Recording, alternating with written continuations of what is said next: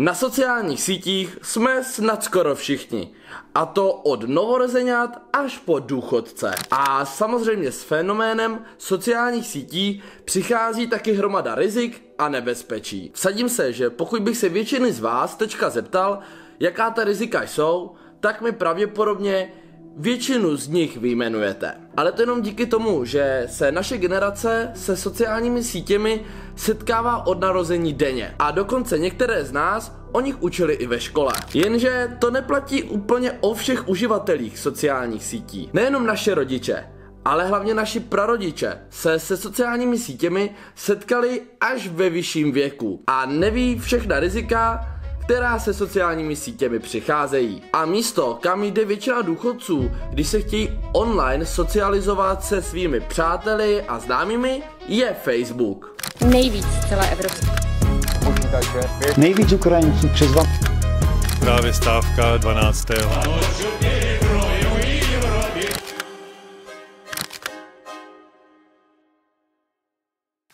Jednou jsem takhle scrolloval Twitter, jo, vlastně teď už X, ale v té době to byl Twitter, a narazil jsem na tweet od Dana Přibáňa. Ten popisoval svůj experiment, kdy si založil nový čistý facebookový profil a po nějaké době mu Facebook začal doporučovat obsah, který Dan označil za dezinformační a podvodnický. Protože se už nějaký ten čas věnuji sociálním sítím, rozhodl jsem se tento experiment zopakovat a zjistit, jaké to je být důchodce na českém Facebooku. Udělal jsem si tedy nový Google účet a na něm jsem si vytvořil nový Facebook. Dámy a pánové, představuji vám Františka Opršálka, důchodce z Brna, kterému je 69 let a jediné, co bude dělat, je scrollovat Facebook. Žádné lajky, žádné interakce, jenom čistá konzumace obsahu. Samozřejmě, abych řekl pravdu, nebyl jsem psychicky připravený na to, že budu trávit hodiny na Facebooku denně. Proto jsem si vytvořil skript, který mi náhodně scrolloval příspěvky, kdy na jednom příspěvku strávil něco mezi 0 až 20 vteřinami. Nechal jsem ho pár hodin běžet, ale Facebook na mě vyzrál. Facebook mě prostě nenechal scrollovat dál, pokud mu nedám nějaké interakce. Další problém byl ten, že bez interakcí si mě Facebook nedokázal zařadit do zájmových bublin.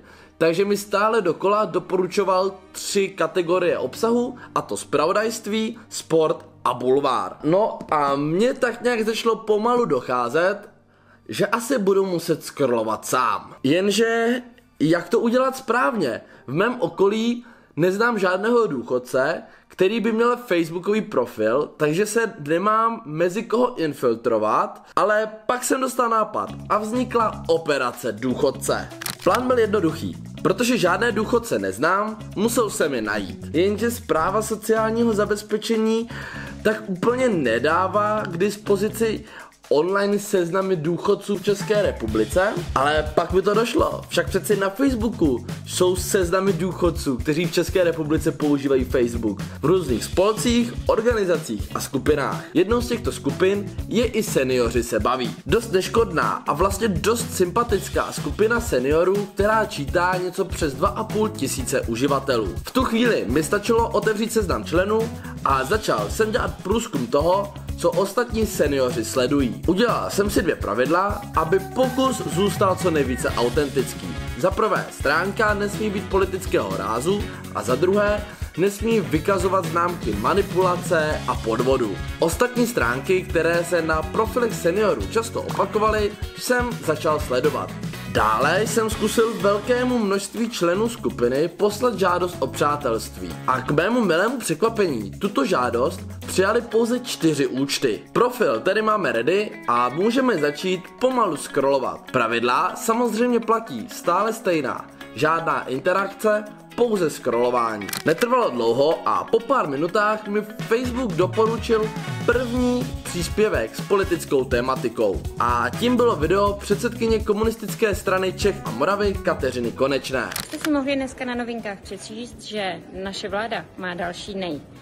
Další nej, které ožebračilo české domácnosti, protože plyn v České republice se zvedl o 231%. A je teda vidět, že paní předsedkyně čte pouze nadpisy článků, protože E.ON se proti těmto číslům Eurostatu rázně vyjádřil s tím, že takhle vysoká prostě fakt nejsou. Stačilo jenom dočíst ten článek. Dále následovalo pár příspěvků od opozičních stran, ANO a SPD. A teď jsem chtěl ve videu dělat příběhovou gradaci, kdy se pomalu Facebookem dostáváme víc a víc do dezinformační scény. Ale ono to šlo rychlejc, než jsem čekal. Facebook mi totiž začal doporučovat příspěvky z profilu TV Stalingrad. Že nevíte, co je profil TV Stalingrad? Jedná se prakticky o definici české dezinformační scény. Návod, jak se zbavit látek po očkování? Máme. Všetci, ktorí ste žiaľ ako ja podstúpili biologickú zbraň, ktorou sme sa naplnili, ja dokonca 2-krát po vakcinácii proti covidu, viete si to dať z tela preč. Ja som toho príklad. Náboženský fanatismus, a.k.a. co nám NASA nalhává a proč? Máme. Protože nic z toho nepochází z hůry, není to náhoda. Buď jsou z vnějších zemí, nebo ručně vyrobené, nebo je to modrý paprsek, nebo kombinaci toho všeho. Ale nic se neobjevuje zhora nad naší hlavou. Video na obrazovce počítače, natočené na telefon, sdílené na Facebooku, máme. Jak se recyklují roušky a respiče. A tady vidíte zásah v Thajsku. Továrna přistižená při recyklaci. To je super, co? Otravování úřednic na matrice s tím, že stále žijeme v Československu, máme.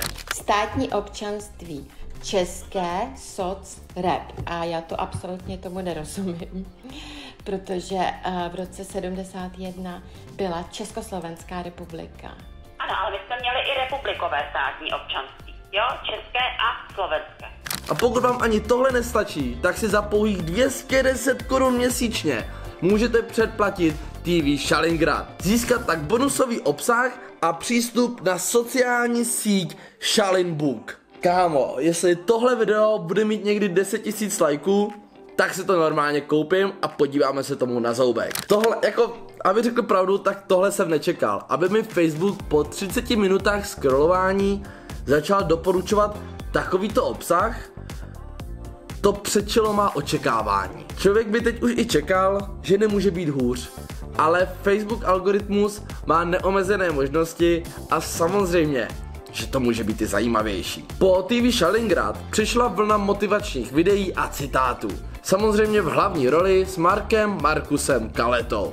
Chcou snížit můj kredit v očích ostatních lidí a já vám chci říct proč. A.k.a. 6 firem za 3 roky. Jestli tady někdo nevíte, kdo je to Markus, tak se podívejte na videa například od Mikýře. Dám vám je dolů do popisku. Dalších půl až 3/4 hodiny tak facebooková page Františka Opršálka vypadala asi nějak takto. Výklad z karet, Marek Kaleta, Andrej Babiš, TV Stalingrad a Chemtrails.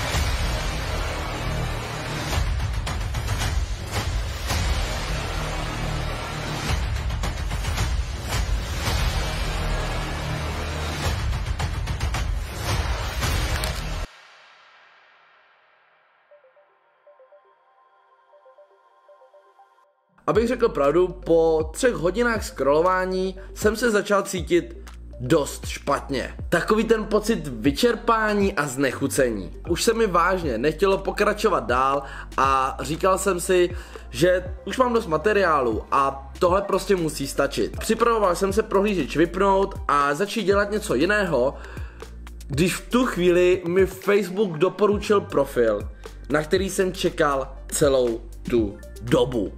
A tím je Raptor TV. Malá dravá televize, co se vejde do dlaně a je tam, kde se něco děje. Na Facebooku ji sleduje 114 000 lidí a je to gro české dezinformační scény. Zde se dozvíte vážně všechno, stačí jen hledat.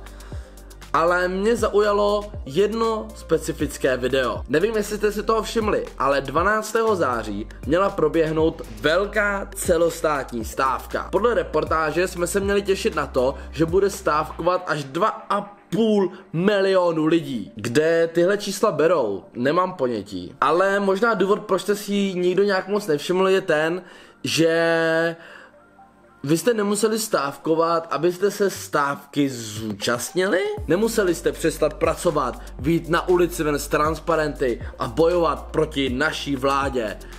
Ne, jediné, co stačilo, mít označení o tom, že se stávky zúčastníte. To vlastně vyvrací úplně všechno, o čem stávka je, ne? Abych řekl pravdu, já to mu vlastně pořád nerozumím. Co je na tom ale asi jako fakt nejvtipnější, je fakt, že Jiří Reichl plánuje na podzim také nějaké ty stávky, ale jede solo. Takže v komentářích najdete zmatené vlastence, kteří netuší, kdy, s kým, jak, proč se bude na podzim stávkovat.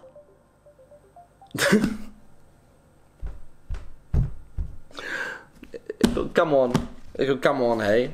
Samozřejmě tímto videem jsem se dotknul pouze povrchu této problematiky. Například jsem se vůbec nevěnoval finančním podvodům, falešným zpravodajským portálům, podvodným sponzorovaným příspěvkům a já nevím čemu ještě. Jak jste asi pochopili, jedná se o obrovský problém, který nemá podle mě žádné jednoduché řešení. Ale vy všichni, co se na tohle video díváte, můžete pomoci svým rodičům a prarodičům. Sedněte si s nimi spolu, projděte s nimi jejich facebookový profil a zkuste jim vysvětlit, proč je určitý obsah falešný, nebezpečný a nebo minimálně zavádějící. Díky moc, že jste se dívali a pokud se vám video líbilo, nezapomeňte dát like a sdílejte ho všem, kteří ho podle vás musí vidět. Díky. Ahoj.